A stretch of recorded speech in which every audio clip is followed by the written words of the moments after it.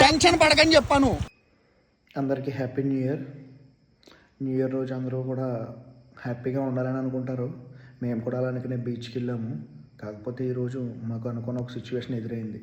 ఆ సిచ్యువేషన్ మొత్తం వీడియో ఉంది, మీకు నేను ఎవ్రీ ఇయర్ లాగే ఈ ఇయర్ కూడా మేము న్యూ ఇయర్ సెలబ్రేషన్స్ కేక్తో స్టార్ట్ చేసి కటింగ్ అయిపోయింది. తర్వాత ఫ్రెండ్స్తో కలిసి బీచ్కి అయితే స్టార్ట్ అయ్యామన్నమాట. బీచ్కి వచ్చి మేము సెల్ఫీలు అయితే తీసుకున్నాము. మా వెనకాల ఒక కారు హెడ్ లైట్స్ కనిపిస్తున్నాయి చూడండి. అదే కారు మా ఎదురుని స్పీడ్గా పాస్ అయ్యి వెళ్ళింది. ఎంతకీ ఆ కారు రాకపోవడంతో మాకు ఎందుకో డౌట్ వచ్చి దాన్ని అసలు ఎక్కడికి వెళ్ళింది అని చూడడానికి మేము వెళ్ళామన్నమాట.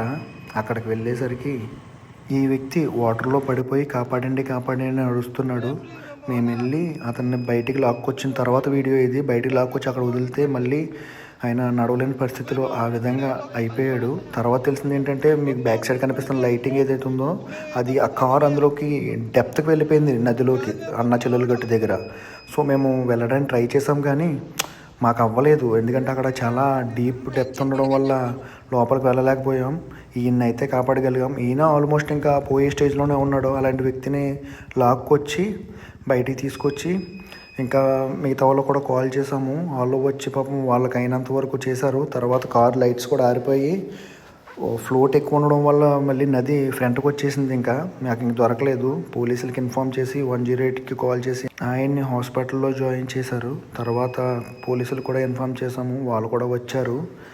వచ్చి వాళ్ళు కూడా రాసుకున్నారు. తర్వాత ఇంకా మేము చూసిన సిచ్యువేషన్ అంతా కూడా పోలీసులకి ఎక్స్ప్లెయిన్ చేసామన్నమాట. మాకు తెలిసిన ఇన్ఫర్మేషన్ మొత్తం పోలీసులకి ఇచ్చి అక్కడి నుంచి సాడ్గా రావాల్సిన పరిస్థితి.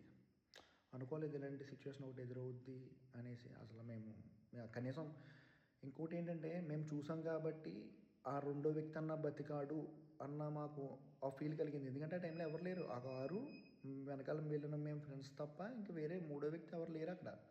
మేము వెళ్ళడం, ఆ వ్యక్తిని చూడడం, ఆయన నీటిలోంచి బయటికి తీసుకొచ్చి ఆయన్ని కొంచెం సేవ్ చేయగలిగాం. లేదు మేము వెళ్ళలేదనుకో, అప్పటికే ఆయన ఆల్మోస్ట్ ఒక 90% మునిగిపోయిన నీటిలో హెల్ప్ మీ అంటున్నాడు.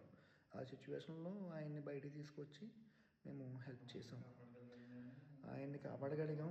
కాకపోతే సెకండ్ వ్యక్తి కారు దొరకలేదు, ఇంకా మనిషి దొరకలేదు. రేపు మార్నింగ్ చూడాలి మరి ఏం జరుగుద్ది ఏంటో.